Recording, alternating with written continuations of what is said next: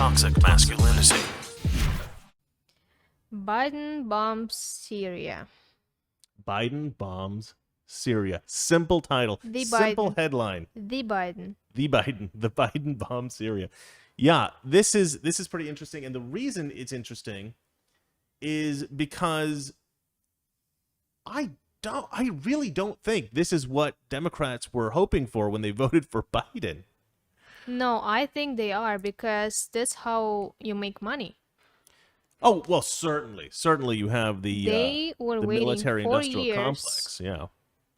for this to happen. Yeah, no. You're 100% right, but I'm talking about Democrat voters. See, here's the thing. So when they voted for Trump, when we all voted for Trump got into office. Chris, nobody voted for Biden. Darling, can I finish what I'm saying? Okay. So when they voted for Trump got into office, right, for 4 years. All the left were saying, "Oh, this is terrible. This is like, we're going to get into World War III. He's going to bomb Korea. He's going to bomb Iran. He's going to bomb, China. He's going to do all these horrible things."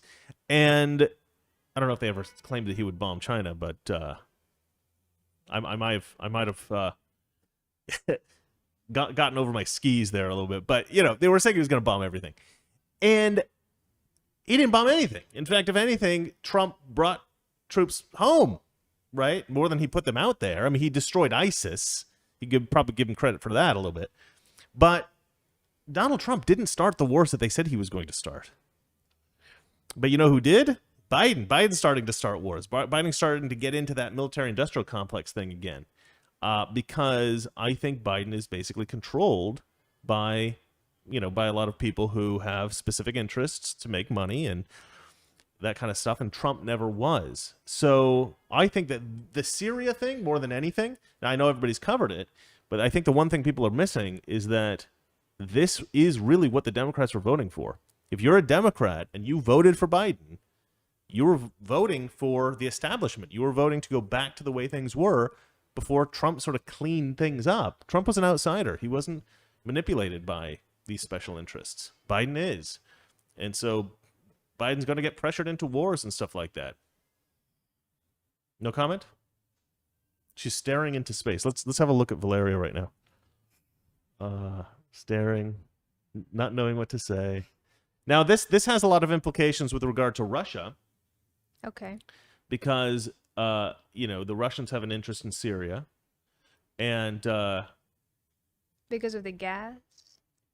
Well, I think so, yeah. I mean, have you read anything in the Russian news about this? No, I don't read Russian news.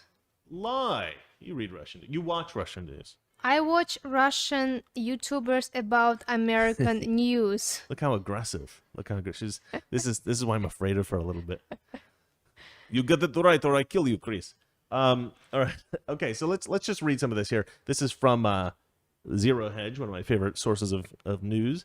Moscow blasts extremely outrageous strike. Extremely outrageous. That's how they say it. Strike on Syria as Biden stays silent. Why is Biden silent?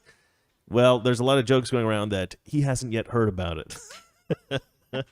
Let's see here. As expected, Russia has reacted fiercely to the overnight U.S. airstrikes on eastern Syria, which marked the first military action of the Biden presidency, calling out what the Kremlin said is an extremely outrageous violation of sovereignty.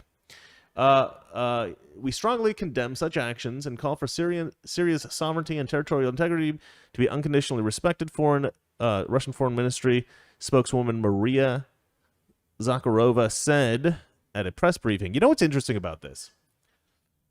I just thought of something. If I were a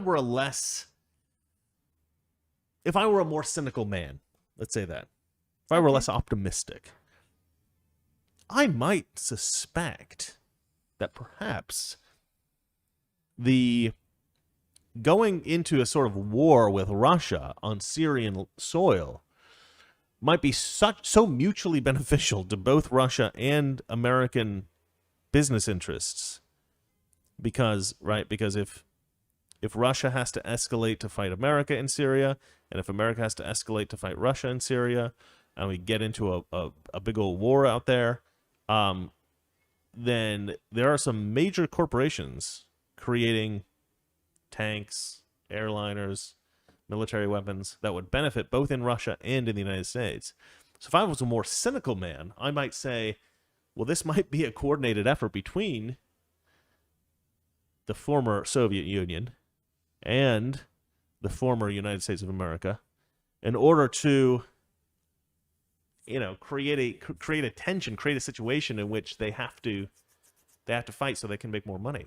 Did I lose you? Are you gone? Oh yeah, I lost you. Can you turn that off and on? I don't know why that went off. But anyway, I mean, look, I don't know. Maybe that's right. Maybe that's wrong. Let me read a little bit more here. We lost Valeria. Sorry, guys. Hopefully, I don't know why that happened. I have to figure Maybe that out. overheated? That is a strong possibility. Overheating is possible, yeah. Now you're back. Okay.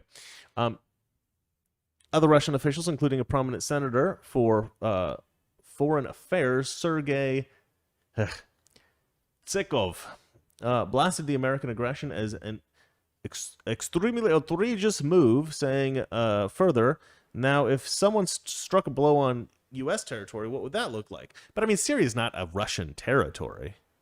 That's not a particularly good analogy, I don't think. No, but I guess not. he's saying like a territory within, Syria, like that, like we're attacking somebody's country. But I mean, we're the United States and they're Syria, so I mean, there's many countries that we can't really expect retaliation from. That's why the United States doesn't care about bombing certain places, because if we go in and we bomb someplace in Ethiopia, are we really going to get? Ethiopia's not going to respond. Smaller countries, they can't respond. That's why we feel comfortable going in and, throwing a few bombs down on them. Anyway, I'm not sure that this was a good idea. I don't think Biden even knows what's happened. I mean, if you read the comments, they're just hilarious. Go on. You have something to say? Of course Biden knew. He might forgot for like... This guy writes, has anybody told Joe this happened? This guy writes, you beat me to it. Let's see here. This guy says, give Joe a break about his silence. I don't know what that means. I'm not going to repeat that. It sounds like something vulgar. I don't know. And some guy says, I thought he thought he was playing a video game, like Mario Kart. Well, the way they described this bomb, they said, oh, it was like a small explosion. Yeah, like a couple people got injured. Nobody, maybe like, I don't know if anybody died. Yeah, I think one person at least. Yeah, like 2 people injured, 1 died. Oh, your thing went off again.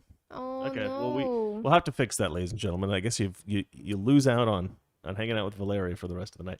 Well, so yeah, look, the thing that I think is funny about it is just that, just how much they were afraid of Trump going to war, Trump bombing places, Trump being irresponsible with the nuclear weapons and stuff like that.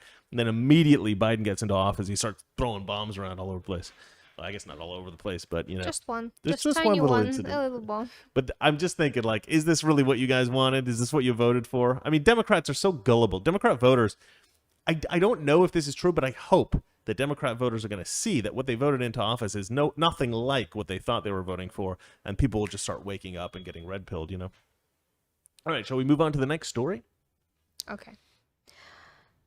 Investigation into Governor Whitmer over nursing home death. Ah, yes. Similar to the story about toxic masculinity. Weekdays, 9 p.m. Eastern, 6 p.m. Pacific.